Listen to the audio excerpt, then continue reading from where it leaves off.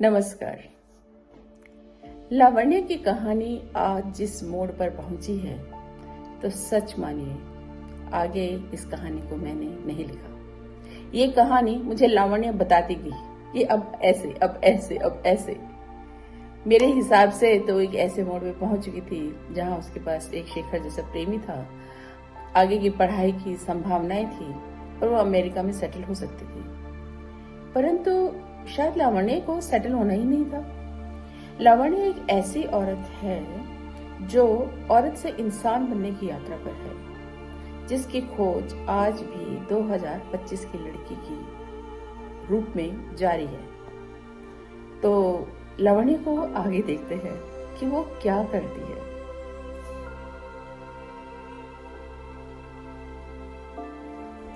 अस्थिरता। अगली सुबह लावण्य को 2 फोन आए। पहला था शेखर का। उसने दोपहर के खाने के लिए उसे निमंत्रित किया था। दूसरा था लता का। जीमैट में उसके 730 अंक आए थे और वो बहुत खुश थी। शेखर बहुत खुश था। उसके गाइड ने उसे बारबटन की पहाड़ियों पर दक्षिण अफ्रीका में फील्ड वर्क के लिए साथ चलने के लिए आमंत्रित किया था। उसने लावण्या को भी कुछ दिन साथ चलने के लिए निमंत्रित किया। लावण्या ने साफ साफ मना कर दिया। ये तो बिल्कुल नहीं हो सकता। क्यों? ये क्यों नहीं हो सकता? शेखर ने पूछा। मैंने गाइड से इसकी इजाजत भी ले ली है। तुम भी मेरे साथ चलो। टिकट तुम्हें खरीदनी पड़ेगी। टेंट में मेरे साथ रह लेना। बाकी के खर्चे मैं देख लूंगा। तुम्हें एक नया अनुभव मिलेगा और इस पर तुम कुछ लिख भी सकती हो। मैं अपने घर में क्या कहूँगी? तुम वयस्क हो, तुम्हें उन्हें बताने की जरूरत नहीं। हर प्रश्न का बस तुम्हारे पास एक ही उत्तर है, वयस्क। और वो मुस्कुरा दी। इसमें गलत क्या है? कुछ नहीं, बस मैं ये तर्क इस्तेमाल करना नहीं चाहती और हर उस चीज से दूर रहना चाहती हूँ जो मुझे उनसे छिपानी पड़े। वो हंस पड़ा। तो तुम अपने माँ बाप को बताने वाली हो कि हम साथ सोते हैं? ये एक ऐसी चोट थी जिसने लावण्या को भीतर तक अपमानित कर दिया। फिर भी वो अपने 2 पैरों पर संभल कर खड़ी रही। वो तो पता नहीं, पर मैं तुम्हारे साथ संबंध तोड़ रही हूँ ताकि कम से कम अब ये न छिपाना पड़े। क्या? उसने अविश्वास से कहा और वो एकदम से मुड़ गई। शेखर बुरा नहीं था, परंतु स्वयं को पुनर्जीवित करने के लिए लावण्या को यह करना ही था।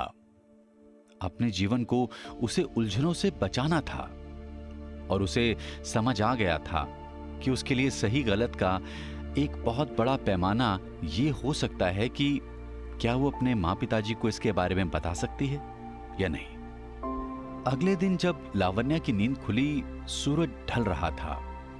उसकी भावनाएं उसकी छाती पर बोझ बनकर बैठी थी। उसके लिए इन भावनाओं को हटाना असंभव था। उसे नहीं पता था कि कैसे वो अपनी जिंदगी की बागडोर दोबारा अपने हाथों में ले सकती है। उसका शरीर शिथिल हुआ पड़ा था। वो रो रही थी लगातार। बहुत देर बाद उसे समझ आया कि सिर्फ आंसू बहाने से उसका बोझ हल्का नहीं होगा। उसे हिम्मत जुटानी होगी और जो जरूरी है वो करना होगा। उसने किसी तरह कॉफी बनाई।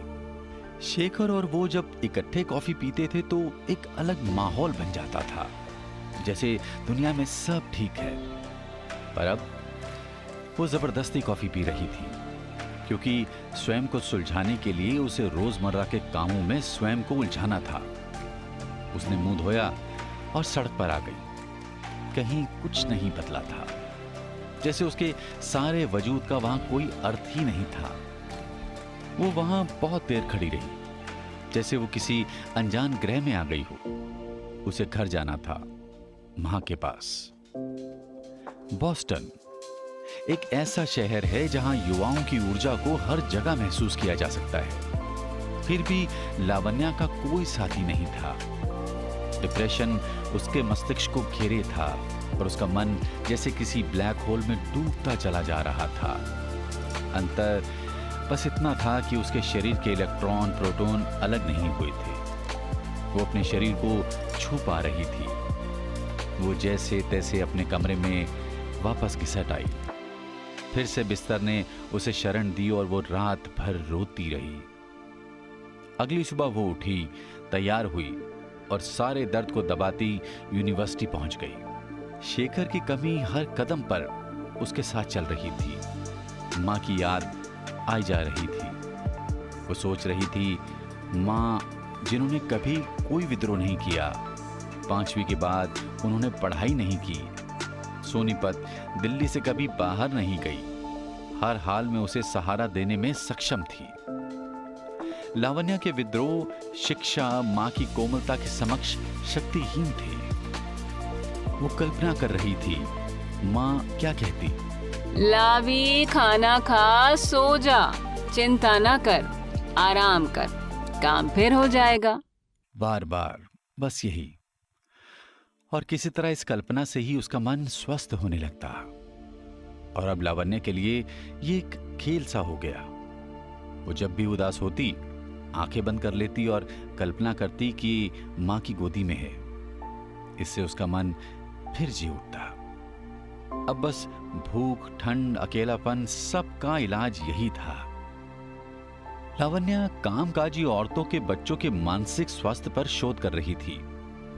वो बहुत सा समय 3 साल से कम आयु के बच्चों के साथ बिताती थी और उनकी मांओं से भी अक्सर मुलाकात हो जाती थी।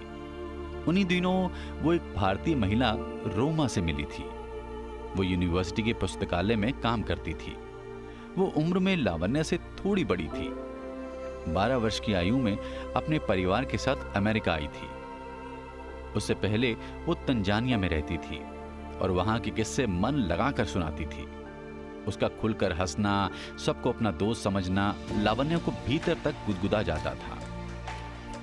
एक दोपहर वो रोमा के साथ यूनिवर्सिटी के बाहर रेस्टोरेंट में खाना खा रही थी कि शेखर का मित्र मैथ्यू उससे मिलने आया। वो भी शेखर के साथ फील्ड वर्क के लिए दक्षिण अफ्रीका गया था। उसके हाथ में एक पार्सल था जो शेखर ने लावण्या के लिए भेजा था। उसने कांपते हाथों से उसे खोला। रोमा और मैथ्यू उसकी हालत देखकर मुस्कुरा रहे थे। पार्सल में एक पत्थर था जिस पर किसी प्राणी की छाप थी। ये फॉसिल है? लावण्या ने हाथ में लेते हुए कहा, हाँ, ये अर्थनिड है। अब ये पृथ्वी से विलुप्त हो गए हैं। मैथ्यू ने कहा। लावण्या ने उस उपहार को कसकर मुट्ठी में बंद कर लिया। शेखर उसके बारे में सोच रहा था। उसने उसके लिए वो भेजा था जो उसके जीवन को अर्थ देता था। उस लड़ाई का शायद उसके लिए कोई मायने नहीं था, यानी वो लावण्या के जीवन में अभी भी था। कैसा है वो? लावण्या ने पूछा। बहुत अच्छा। लावण्या एक ऐसे शहर में बड़ी हुई थी जहां लड़के और लड़कियों की अलग दुनिया थी। वो एक दूसरे को देख सकते थे पर जान नहीं सकते थे। शादी के समय माँ बाप उनको जीवन भर के लिए एक साथ बांध देते थे। जहां व्यक्ति के विकास की बात नहीं होती थी, अपितु परिवार के गुजारे, रिश्ते निभाने, लेन देन की बात होती थी। आपके दुनिया में आने से पहले आपके जीने के नियम तय होते थे। मैथ्यू से ऐसे ही इधर उधर की बात करना, जिसे अंग्रेजी में स्मॉल टॉक कहते हैं, लावण्या की बस की बात नहीं थी। रोमा और मैथ्यू हंस हंस कर बातें कर रहे थे और वो बिना कुछ सुने मुस्कुराई जा रही थी। उसके हाथ में शेखर का पत्र था और वो पढ़ने के लिए बेताब थी। मैथ्यू इतनी दूर से उससे मिलने आया था। पत्र पढ़ना बदतमीजी होती, इसलिए पत्र को बस बार बार कनखियों से देख रही थी। रोमा ने देखा लावण्या की नजर बार बार पत्र की ओर जा रही है। उसने कहा, पढ़ ले। वो मुस्कुरा दी और पत्र पढ़ना शुरू किया। पत्र में क्या लिखा था ये हम अगली कहानी में सुनेंगे, तो जुड़े रहिए हमारे साथ।